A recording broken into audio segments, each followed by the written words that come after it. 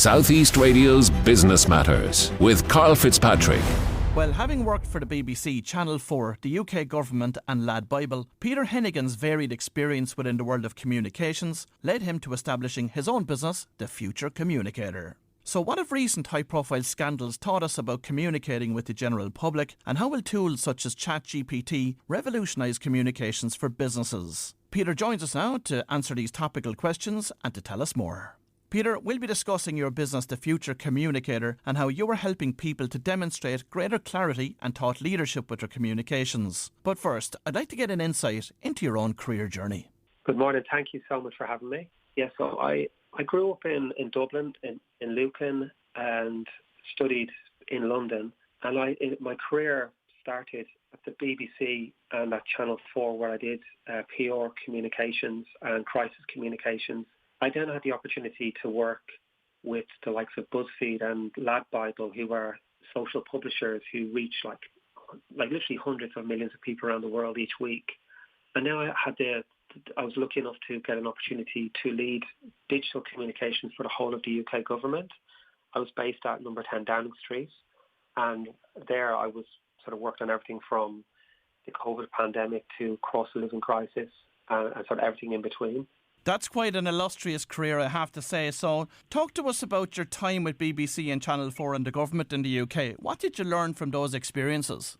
In a way, I was working on communications at scale. So the idea was to reach a lot of people and influence them. And BBC, I really cut my teeth in terms of learning and honing the craft of how do you communicate effectively to a large audience. And for me, it went down to talking to the audience and working with that audience empathetically was the best way of getting your message across. And during that time, I dealt with some major crises, from the kidnap of a BBC journalist right through to working on the 2012 Paralympic Games. And the Paralympics in the UK, I hope many of you might remember, previously the Paralympics was treated almost like as this secondary event to the main Olympics. And in many ways, we were able to communicate that this was the main event, and all the tickets sold out, and it was huge success. And it repositioned disability as almost like being superhuman, where previously it had been seen as just this sort of secondary event. So that was huge. And what I learned there was you need to learn the art of storytelling and winning over audiences and getting them excited about what you're offering. And when you do that effectively, that's when they come with you on that journey and start to love the services that you provide.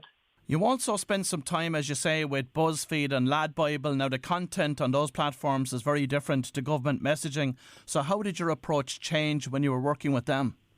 Yeah, I suppose I started, so I went from BuzzFeed and Lad Bible into government. And the reason they brought me in was these were two huge platforms that just came out of nowhere and built audience at scale.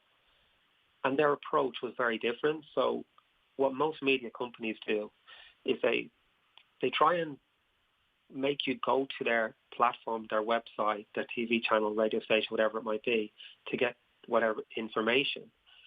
Well, Lad Bible and BuzzFeed, it was the opposite. We would go to you wherever you consume content. So in this day and age, it would be TikTok, Facebook, Instagram. So what it meant was you had to approach it differently. So traditional media talks to you, while social media wants you to have a social interaction. So it will make you laugh, it will make you cry, it will inform you. And these were the approaches we were taking with our content. So in 2023, from your experience, what are the components of an effective digital communication strategy? Yeah, firstly, you've got to think about the audience. Where are they? And how do you then reach them? And how do you inform them? So this idea of creating one campaign and expecting the same piece of content or message just to resonate with all audiences, it just doesn't work anymore. You've got to think of each segment separately. So I think there's a huge amount of time needs to be spent. Who is your client? Who are you trying, or your audience? How are you going to reach them? And then developing bespoke content for each of those channels.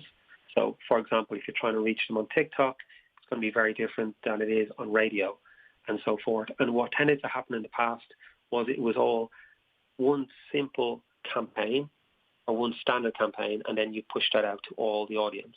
That just doesn't work anymore. And the other thing I would say is you adopt your messaging in real time. So this idea, when I started my career in the TV industry, you would create a campaign and then you would just launch it, and then you would sit back and then see the results. When I was at Lad Bible, we would launch a campaign and then we would change it and tweak it and evolve it as we were going along. And you sort of ebb and flow with how the audience are reacting to it.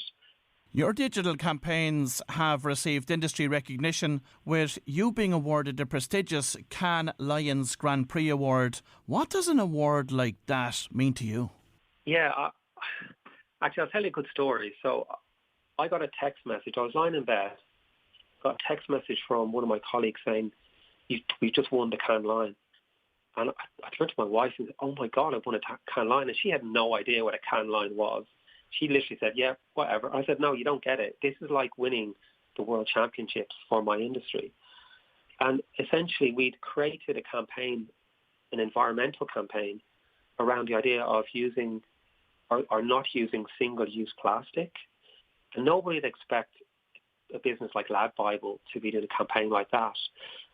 But this goes back to the question you previously asked me, which was around how do you do effective campaigns. So a traditional campaign would basically launch and say, don't use single-use plastic, it's bad for the environment. That won't work for a Lad Bible audience. So what we did was we created a country. We called it the Trash Isles because there's enough plastic in the Pacific Ocean that if you pulled it all together, it would make a country the size of France. It's terrifying. So we called it the Trash Isles. We created a name for the country. We created a passport. We then created a national flag. And then Al Gore, who's a big environmental campaigner and also former vice president in America, agreed to be our first ambassador for this country. We got Dame Judi Dench, the famous actress. She previously played the Queen in one of her in a movie, and we were able to get her to become the Queen of the Trash Isles. We got David Attenborough involved, and that's what I mean. We evolved the campaign as we went along, and at each stage we were able to have another spike in interest, and as a result we were able to literally reach millions and millions of people. I think in total we reached, I think when you combine all the information we put out, I think it was over 1 billion views of this content, which is extraordinary. You will have seen that both RTE and the BBC have been embroiled in very different controversies in recent weeks. But from a communications perspective, Peter, how well do you think these controversies have been handled? Yeah, I'm fairly aware of both the RTE example and the BBC one. And again, I'm not that close to the story, but to the best of my knowledge, I think where they could have been more successful is you need to get to the heart of the issue as quickly as you possibly can. And I felt there was quite a lag between, particularly in the RTE example, where it took quite some time to get to the bottom of the facts. And I've seen this in the UK government as well, where when you don't get the information quickly and are truly transparent with that information, what happens is the media can smell that there's more to this than meets the eye. And then they start digging, and then they have the story just starts snowballing. And once that happens, it's really hard to control the narrative. So my advice to anybody in the crisis is get a core team together very, very quickly. Nobody sort of make any excuses. Just be like, right, put our plans on the table and say, okay, well, what's happening here? Where can this evolve to next? And make sure that you've got all that information as quickly as you possibly can so you can make a very succinct response, and then you're more likely to have success. And the other thing is, if there's been wrongdoing or mistakes made, put your hands up immediately and say, look, we got it wrong. In hindsight, that gives the wrong optics. And on a separate topic, how would you assess the impact of artificial intelligence on the communications world to date? And what advice do you have regarding the use of AI by communicators? Yeah, this is an area that I'm very invested in terms of, I think AI is absolutely going to transform every business in the world. And for me, the reason that is that you can take a lot of the work that you're doing, whether that's through communication and marketing, whether it's finance, whether it's your business or your legal teams, and so many other parts of your business. And AI can make you far more effective, far more lean, and be able to achieve far greater results. So I think we've gone from a social communication world, and we're now entering what I call the AI-empowered world. And it's going to fundamentally change all sorts of businesses. And I'm pretty excited. I recently was invited over by Virgin Media Ireland to give a talk on AI. And I specifically said that if you think about small and medium-sized businesses, they can take on the large enterprise by using AI because they can have smaller teams and drive more effectiveness. Now, if you sort of extrapolate that out, if you're a country like Ireland, which let's say is a small to medium-sized country in terms of like globally, Ireland has the potential of taking on some of the biggest industrial nations in the world if they implement AI across all different sectors quickly. And what advice do you have for business owners with remote teams when it comes to how they communicate with their staff going forward? I've sort of been looking at leadership. So my two big areas that I've been focused on with the Future Communicator has been AI and what impact that's going to have on industries and how you can drive much greater efficiencies. And the second part has been around leadership and what's happening in that space. And what we're seeing now is we've come out of a COVID pandemic. We've gone into a cost of living crisis. So if you're a business leader, you're probably burning out because there's so much work and pressure on your shoulders. At the same time, your workforce is shifting, and more than half of your workforce is now Gen Z or millennial. So they've got different expectations.